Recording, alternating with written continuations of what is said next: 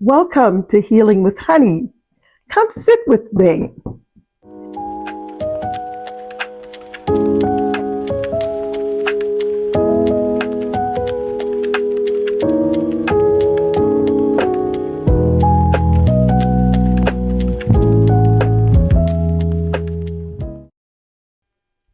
Last Monday was January 19th, 2026, and we celebrated Dr. Martin Luther King Jr.'s birthday here in the United States.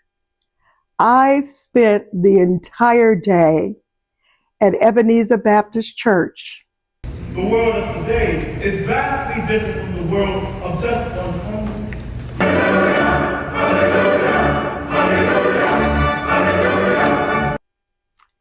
And before I tell you about how amazingly fulfilled I was at that service, I'm going to tell you about how I became a freedom fighter. Because healing does not happen in the present. It happens at the beginning where the wound was first inflicted. Come sit with me and let me share this with you. In 1960, the NAACP office was located just one block from my house in Richmond, Virginia. A few of my friends and me were sitting on the front porch when a man from the NAACP walked up to us. He needed people to walk the picket line around the Capitol. We didn't know what the NAACP stood for. We didn't know what a picket line was or what it was supposed to do. And we certainly did not know the danger that came from participating in such activity. But this man was wearing a suit. Back then, that meant something. It meant importance, it meant respectability, and it meant that we had to listen. He told us about the NAACP Youth Council. You had to be 12 years old to join. He also told us that if we walked the picket line, he would give us a 16-ounce bottle of Pepsi Cola. Back then, we called it by its full name. He also said he would give us a bologna sandwich and he would give us some cookies. I think it was chocolate chip. I don't remember that part.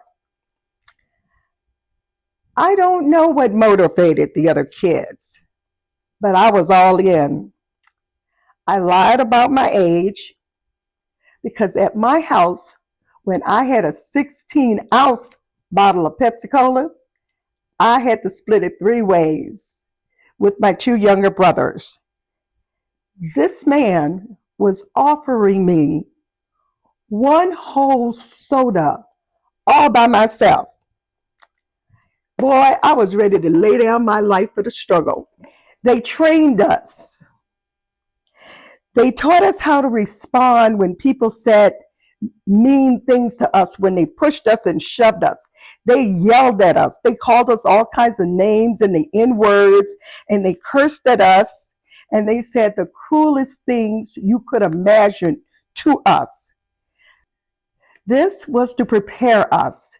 So when these things happened to us on the street, we would remain unresponsive. But nothing prepared us for what we would actually face. We were used to children calling us names, but these were not children. These were adults. They knocked us down. They hit us, humiliated us in ways no child should ever experience. We picket from early morning to late evening in the hot Virginia sun.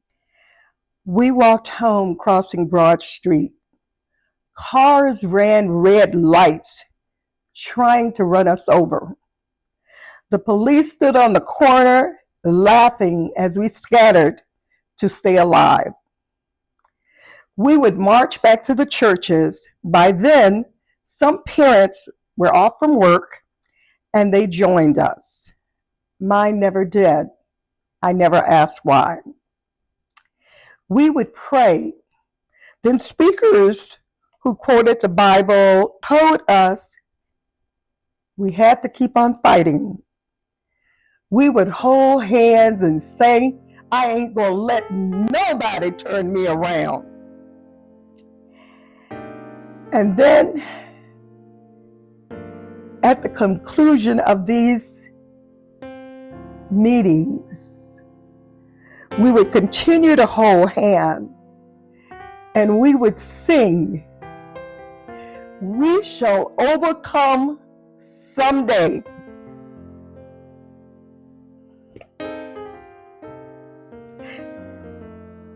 There was so much hope in my heart then.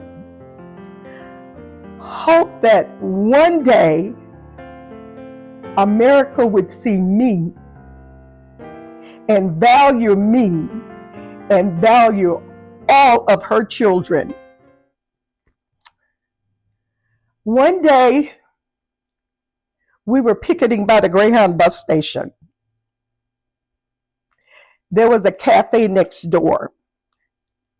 A man walked out of that cafe and smashed a pitcher of beer into the right side of my 12-year-old head. I can still feel the pain in that area more than 60 years later. My mother and my father were furious, but more than furious, they were terrified. They told me I could no longer participate. So I started sneaking out windows and back doors. And I went to the freedom rallies and I picketed when they went to work.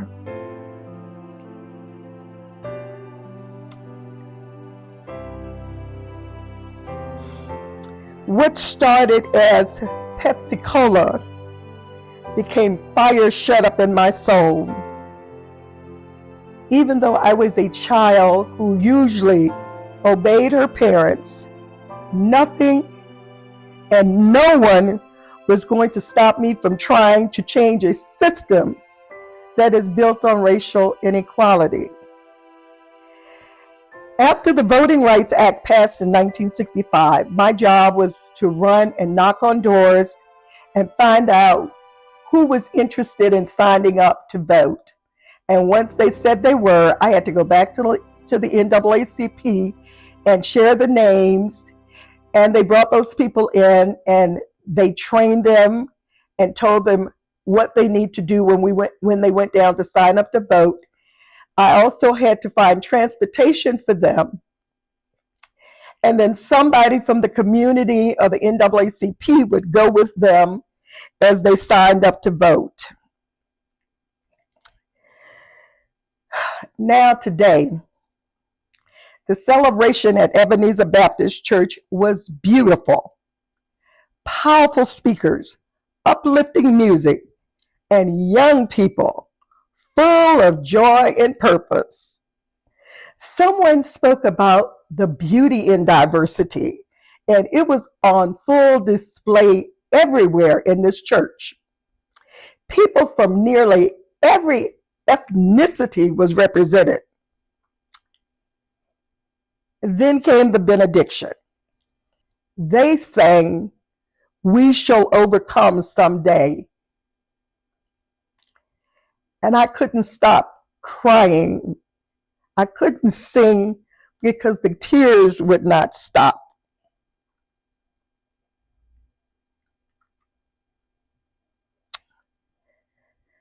Oh my goodness. The fire that lived in that little girl has become embers. I truly believe then that someday would have arrived by now. But here we are.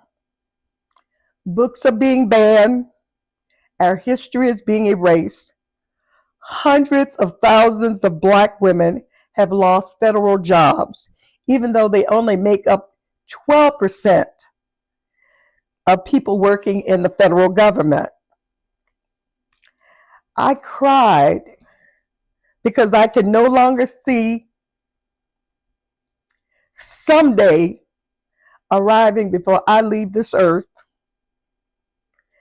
That is the wound that I am still healing. So before you go, take a breath with me. If this stirred something in you that makes sense, some of us once carried fire. Some of us now carry embers, but embers still give warmth. If you are tired,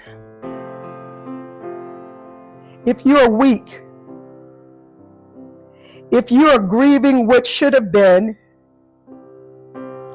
you are not broken. Place a hand over your heart and remind yourself, I did the very best that I could. My story matters. My rest is sacred. Thank you for sitting with me. This is Healing with Honey. We heal honestly and we heal together.